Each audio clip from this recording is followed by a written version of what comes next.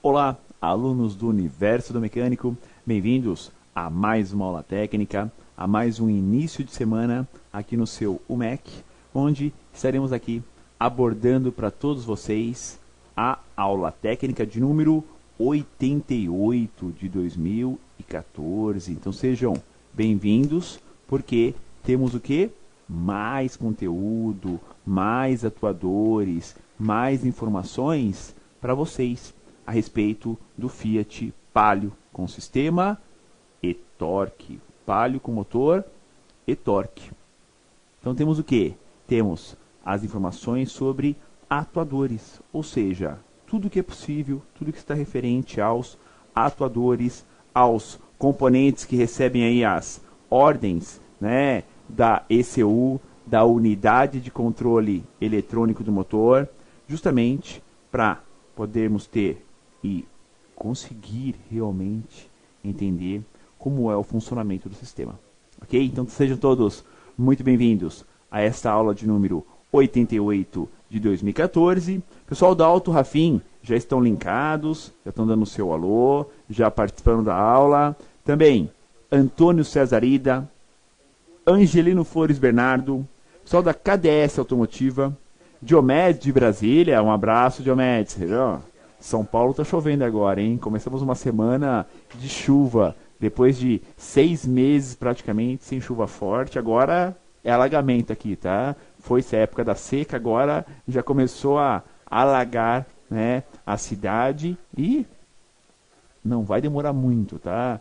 Daqui a pouquinho começa a chegar os carros guinchados com motor com calço hidráulico. Ó, próximas semanas, tanta chuva, né? Depois de uma seca brava, já chega nas oficinas os motores com calço hidráulica devido às enchentes de São Paulo. Tá? Eduardo Pereira também linkado, Giba Brás, Jaimilson Gomes, José Firmiano, Juliano Freitas, Magno Bertoldi, Marcelo Fonseca. Ó, Marcelo, tô acompanhando, hein, ó. Faz tempo que você não assiste às aulas, hein, ó. Puxão de orelha do professor, hein. Também Marcos Gutierrez, Rony Godoy, Washington Alves, Wesley Barbosa. Eu tô brincando com o Marcelo, né? É que nem sempre é possível acompanhar as aulas aqui no seu Universo do Mecânico. Vamos lá ao nosso tema da aula de hoje. Gerenciamento eletrônico do Palio e-torque Flex, né? Motor 1.6, 16 válvulas e-torque, sistema de gerenciamento eletrônico do motor. Marelli AW7GF. Hoje o nosso 8º encontro. Começamos hoje as aulas sobre atuadores deste importante sistema, desse veículo que tem aí aparecido já com boa frequência na oficina, tá? Tanto o Palio e-torque como ideia já com motores e-torque, doblou com motor e-torque, né? Os carros estão envelhecendo, né? E acabam aí aparecendo no dia a dia para serem reparados, né, no setor automotivo, no aftermarket, que somos todos nós. Então, todas as oficinas mecânicas, auto centers, centros de reparação automotiva, também autopeças, sejam bem-vindos e vamos falar hoje sobre atuadores, parte 1. Então, já dá o pontapé em cima dos comandados pela ECU. Primeiro, comentar sobre a aula passada, desse Palio e-torque 1.616. Falamos sobre as sondas lambdas, duas, né? Antes e depois do catalisador, sensor de temperatura do motor e os interruptores que nós temos neste Palio e-torque. Então tem interruptor, né, de óleo do motor, também tem de freio. Temos o que? Alguns componentes interligados e que permitem um melhor mapeamento do sistema. Tá? Então temos essas interligações, ok? Aula de hoje, atuador parte 1, iremos abordar eletroinjetores e ar-condicionado. Então, dois atuadores bem distintos, claro, né? Uma grande ênfase daremos aos eletroinjetores, tá? E também abordarei o ar-condicionado, sistema de condicionamento do ar para deixar o veículo mais agradável. Telinha de introdução. Iniciando as aulas sobre os atuadores, vamos abordar sinal de saída controlado, né, que é atuadores, com uma precisão em milissegundos, em ms. E ainda ver os controles de acionamento do ar-condicionado. Então, 2 tópicos. Atuador, um que é controlado em ms, ou seja, em milissegundos, uma precisão absurda, tá? Que são os eletroinjetores. Então, o comando neles é um nível muito alto, muito específico. E, claro, ainda ver como que a ECU faz o acionamento do ar-condicionado. É um carro que tem rede CAN, tem computador de bordo, né? Como que é feito esse controle? Então, iremos abordar esses 2 tópicos. Boa aula a todos. Vamos ao Palio e Torque. E já aqui a nossa diagramação na telinha. Estamos do lado direito da tela, nos atuadores. Já abordei lá no início bomba elétrica de combustível, hoje ar-condicionado e eletroinjetores. E veremos na sequência, né, nas próximas aulas, corpo eletrônico, ignição, canister, eletroventilador e o sistema de partida frio. E depois fechamos com a última aula sobre scanner e ajustes, né, para fechar todo o tema deste Palio e Torque. Detalhes para vocês, com controle de acionamento individual, cilindro por cilindro, temos nos eletroinjetores a máxima atenção na questão de quantidade de combustível que vai ser injetada, seja álcool e ou gasolina nos cilindros. Então você tem o quê? Um mapeamento em cima da relação AF, ar e ou, né? Álcool, ar e ou gasolina, né? Então é álcool e ou gasolina, sim, a possibilidade das 2 misturas, os 2 componentes, que aliás é em qualquer porcentagem, meio a meio, 10-90, 90-10, não importa. O tempo de injeção vai ser o adequado para essa mistura, graças à relação AF, a relação air-fuel, ar-combustível, que a ECU mapeia, que a ECU adequa ao funcionamento do sistema. Então é bem em cima disso. E temos o que? Esse controle individual com um TI, um tempo de injeção, cilindro por cilindro. E aí se consegue que cada cilindro do motor tenha o seu melhor funcionamento, o seu mais próximo, né, da perfeição, o seu mais próximo do que é o ideal a nível de funcionamento. Ok? Então temos o tempo de injeção todo individual. Tá? Vamos lá. Vamos ao próximo slide. Localização do injetor. Fácil, né? É só remover aí a tampa superior, a carcaça do filtro de ar, para ter acesso aos eletroinjetores. Não é difícil. Remover o filtro de ar, por termos um coletor já num formato, né, um coletor de plástico, num formato favorável para torná-lo aí de médio comprimento, né? Nem é curto, nem é longo, ele é médio. Você tem os injetores bem na parte superior. Fácil acesso, tá? Agora vamos verificar então detalhes dessa localização, dicas sobre essa localização. Vamos lá.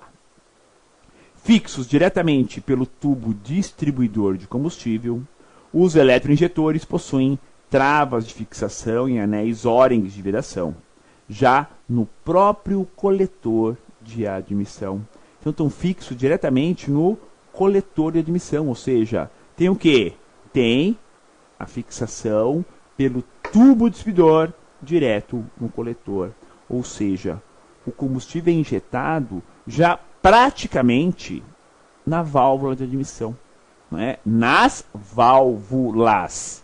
Lembram? É o motor e torque 1.616 ou 1.816. Temos 4 válvulas, 2 de admissão, 2 de escape. E aí vocês vão ver que a ponta do injetor tem 4 orifícios, como se fosse 2 e 2. 2 esguichos vai para uma válvula de admissão, 2 esguichos para outra válvula de admissão. Ah, é bem separado. E para não ter aí posição errada de montagem, quando fixa o injetor, ele fixa de um jeito que ele não gira, ou seja, não dá para errar, né, o jato do eletro-injetor. Ele já fica de uma forma que já vai certinho para as válvulas de admissão, 2 e 2. São duas válvulas de admissão, 2 jatos para uma válvula, 2 jatos para outra válvula, nesse motor aí, e-torque 1.6 da FPT, Fiat Powertrain, né? Eletro-injetor. Eis aqui, pessoal, a peça desse carro. Pequena. Tem a característica aí de ela estar toda na cor preta, né? Só um anelzinho azul. Tem código, claro, né? Tem alteração aí de acordo da motorização, são 1.6, são 1.8. O sistema é Marelli, o injetor é Marelli, né? Então ambos aí Magnete Marelli, tá? Tem aí o seu corpo todo revestido com material plástico. Aquele orifício ali perto do anel azul é o orifício de guia, ou seja, você monta o bico e a trava vai guiá-lo, ou seja, para justamente os furos darem certinho com a válvula de admissão, 2 e 2, né? E os anéis O-ring, superior e inferior. O anel O-ring superior, que vai junto do tubo distribuidor, é um anel de vedação de combustível. O anel O-ring da parte de baixo é um anel de vedação de falsa entrada de ar, ou seja, ali não tem combustível. O anel de baixo é para vedar a entrada de ar junto do coletor de admissão, para não entrar, né? Então, o de cima é combustível, o de baixo é de ar. Vamos lá. Eletroinjetor. São 4 eletroválvulas do tipo aberta ou fechada, mas normalmente fechada, que controla através da alimentação negativa da ECU a quantidade de combustível injetada nos cilindros. Então é padrão, recebe os 12 volts e o negativo é comandado pela ECU. Quando recebe o negativo, energiza a bobina eleva a agulha e é injetado o combustível. Então ele é do tipo aberto ou fechado, ou seja, não tem meio termo. Não tem o bico meio aberto. Não tem. Ou ele está aberto ou ele está fechado, pessoal. Não tem a metade. Não tem meio termo. Só tem duas posições, aberto ou fechado. Claro, o que vai variar a quantidade de combustível é justamente o tempo que ele fica aberto.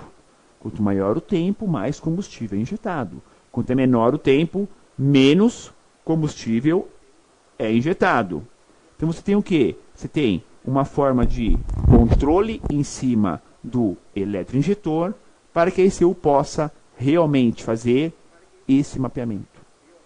Adequar essa quantidade de combustível que vai ser injetada. E a precisão é absurda. Entenderam?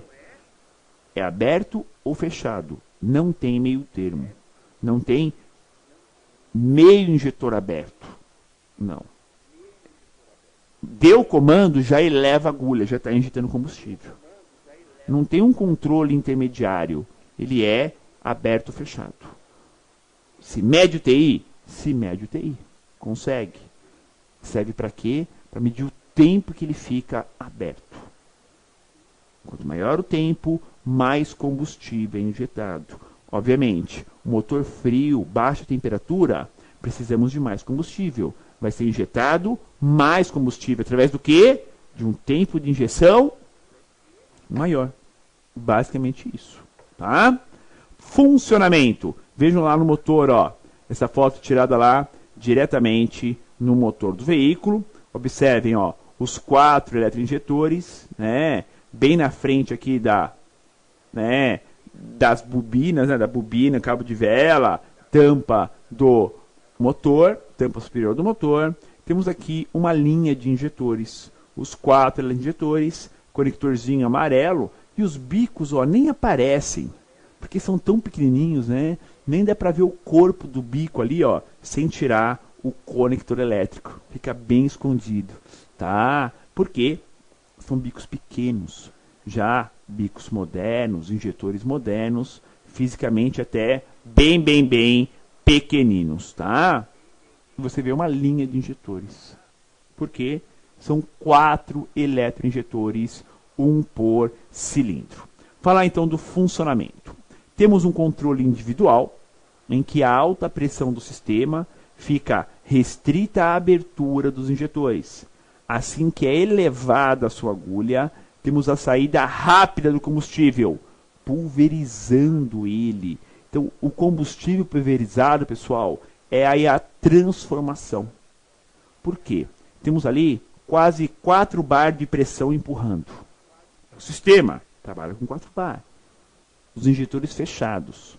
Quando ele abre, levanta a agulha, o combustível sai numa velocidade tão grande e os orifícios são tão minúsculos que ele vai pulverizar.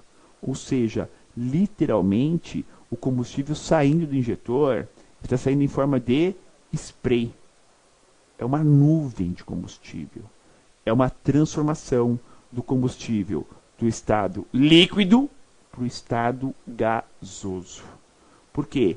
É aí a grande vantagem, né, de você ter uma mistura do oxigênio com outro gás. Esse combustível pulverizado. Gás com gás, temos a mistura mais homogênea. Gás com líquido não, né? É mais complicado ocorrer a mistura. Então teremos o quê? Quanto melhor a pulverização, mais homogênea vai ser a mistura.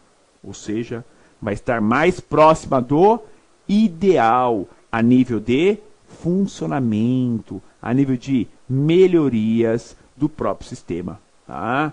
Por isso que a pressão é alta. Por isso que a pressão é aí 4 bar de pressão.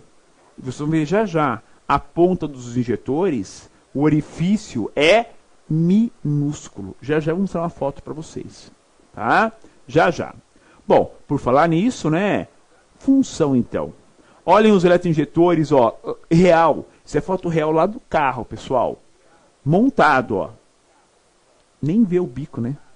Fica quase que escondido. Olhem só a distância entre a flauta, entre o tubo distribuidor e o coletor de admissão, né? Ó. Isso aqui, ó.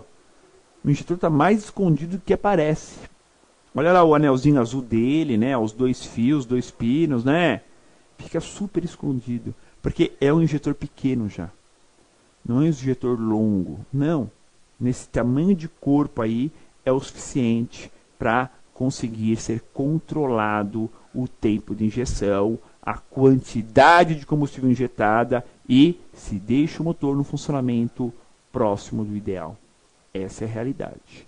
É assim que funciona. Tá? Um outro detalhe importante. Por ser mais moderno, mais atual, a bobina interna do injetor praticamente não esquenta. Praticamente não esquenta.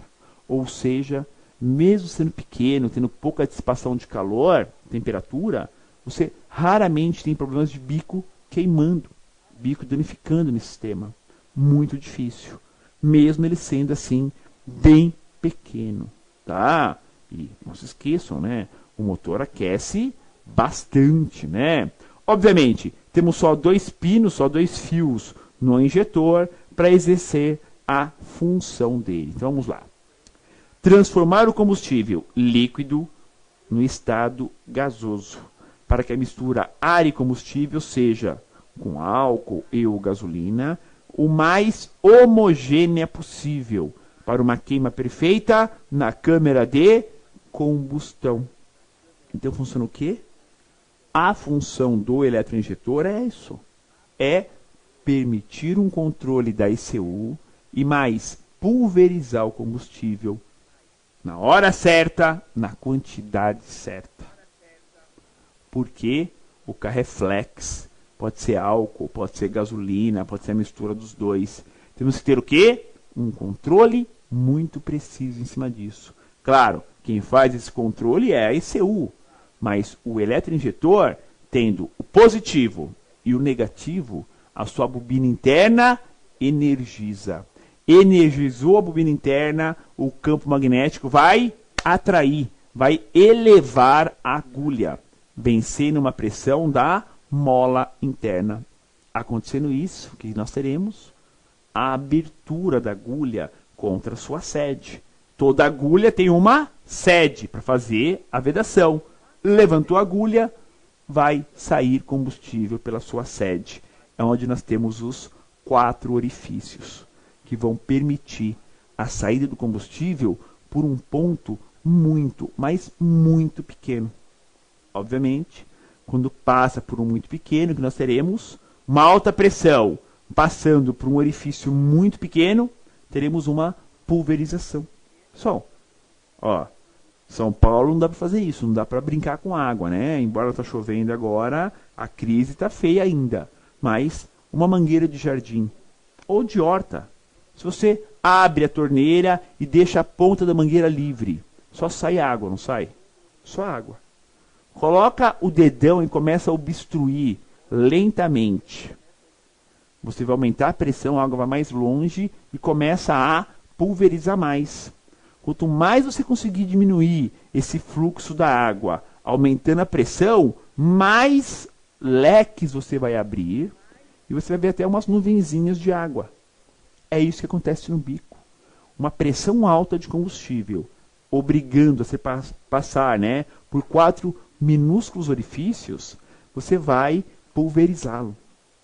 É igual a mangueira de jardim, né? Podem simular isso. É isso que acontece, tá? É a função do injetor, tá? Bom, e a importância desse cara aí, desse eletroinjetor, desse bico injetor?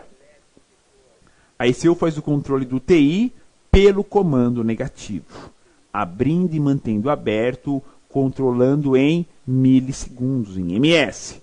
Quanto maior o tempo, mais combustível será injetado. E esse controle é muito preciso para um melhor controle, uma melhor qualidade da queima da mistura ar e combustível. Tá? Ou seja, temos aí controles fundamentais para termos o quê? O tempo de injeção na hora certa, momento certo, na quantidade certa. E não podemos esquecer que nós já aprendemos sobre sonda lambda aqui, sensor de oxigênio 1 e 2. O tempo todo o sensor de oxigênio está corrigindo a mistura. Então o tempo de injeção não é uma coisa estática. Não, ao contrário, é o tempo todo variável, fica oscilando o tempo todo. O motor ligado, paradinho, marcha lenta, estável. O TI está assim, ó, aumentando e abaixando o tempo todo. Não fica parado, nem deve ficar parado, tá? Ou seja, mesmo motor bom, quente, perfeito, em marcha lenta, teremos uma alteração nesse cara aí, nesse tempo de injeção, ok? Bom, qual é a pinagem? Como estão distribuídos os 2 pinos de cada bico injetor, de cada eletroinjetor? Então, temos aí na primeira coluna os injetores, 1, 2, 3 e 4. Na segunda, o positivo. Obviamente, o positivo, todos vêm do F22, né, da Central Body Computer. Vem lá pelo fusível 22, é o mesmo. O positivo é um só para os 4. Agora, o pulso negativo, o controle do tempo de injeção, obviamente, ele é individual. Por curiosidade, os números não seguem o número do injetor. Fica próximo, né? Ó, injetor 1 é o A10, 2 A11, 3 A12, 4 A13. Temos aí os 4 pinos dos eletroinjetores, os comandados, né, pela ECU do sistema. Então, individual, A10, A11, A12 e A13. Se você ir com uma canetinha de polaridade, você vê os pulsos, você vê os comandos, tá? Com o osciloscópio, também vê. Então você consegue medir, porque é um comando com tensão da bateria.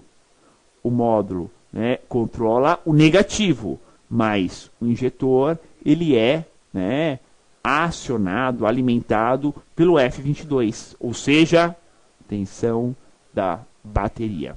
Belezinha? Painel de instrumentos para vocês, deste Palio e-Torque e, claro, mais uma dica. O controle dos eletroinjetores pode ser monitorado via scanner. Você pode ver via scanner. Mas também diretamente nos atuadores, medindo lá com multímetro, caneta de polaridade ou osciloscópio para analisar os comandos. Belezinha? Então assim você consegue o quê? Fazer uma análise até via osciloscópio dos comandos dos injetores. Vamos ao intervalo de aula, ao espaço do nosso patrocinador e volto na sequência falando mais de injetores aqui no seu MEC. Olá, meu nome é Jorge Ferreira, sou consultor técnico da JE e responsável pela área de assistência técnica. Hoje eu vou trazer algumas dicas de aplicação dos produtos da JE para você. A dica de hoje que nós vamos dar é sobre a válvula do ar quente do Corsa Vectra, válvula de 3 vias. É muito comum hoje em dia estar trocando essa válvula nos veículos mais antigos. Mas o que acontece com essa válvula? Muitas das vezes ela é trocada várias vezes e o defeito não é resolvido. Você troca uma válvula porque deu problema, porque deu vazamento. Mas quando você coloca a outra válvula nova, o defeito se repete. E assim você acha que o defeito está na peça. Mas muitas das vezes existem outros fatores que cooperam para que essa válvula venha dar defeito. O mais comum é você trocar essa válvula quando ela está já velha, já desgastada, que ela começa a dar passagem de água e o sistema de ar quente fica funcionando direto. Mas quando você troca essa válvula porque ela deu vazamento, justamente porque ocorreu um excesso de pressão no sistema de refrigeração. Geralmente, o que acontece? Nos veículos Corsa, há um problema muito comum de acontecer da tampa do reservatório da água do radiador de arrefecimento, ela estar com a válvula emperrada, gerando uma sobrecarga no sistema de refrigeração. E o que vai acontecer? O sistema estando sobrecarregado, ele vai gerar uma pressão acima do limite. E como essa válvula ela é sensível, é o primeiro lugar que vai vazar, vai ser aqui. Aí você pega e troca essa válvula, põe uma nova e o defeito se repete.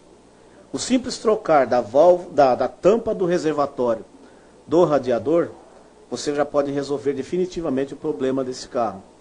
Um outro fator ocorrente, que é mais difícil, mas que ocorre, é uma queima da junta do cabeçote por falta de água, por algum vazamento ou outro que já aconteceu, até mesmo por causa dessa válvula já estar desgastada. Aí você troca a válvula e torna novamente acontecer a mesma coisa. Mesmo se você trocando a tampa do reservatório, o defeito se repete. Provavelmente esse defeito pode estar na junta do cabeçote que sofreu um superaquecimento e veio a queimar-se, causando uma falha na área de compressão do motor, na galeria de água, fazendo com que a compressão dentro do sistema aumente demais e venha a causar o rompimento do vedador da haste dessa válvula, tornando a vazar novamente. Geralmente acontece isso em veículos do ano de 98 até mais ou menos 2002, mas pode ocorrer em outros anos. Geralmente acontece quando você percebe que a água do sistema está muito suja, a água do radiador estando muito enferrujada, muito suja. É necessário que se faça uma limpeza de todo o sistema e troque também a tampa do reservatório. Fazendo isso, você vai estar eliminando já definitivamente todo o problema de refrigeração do carro, inclusive de superaquecimento.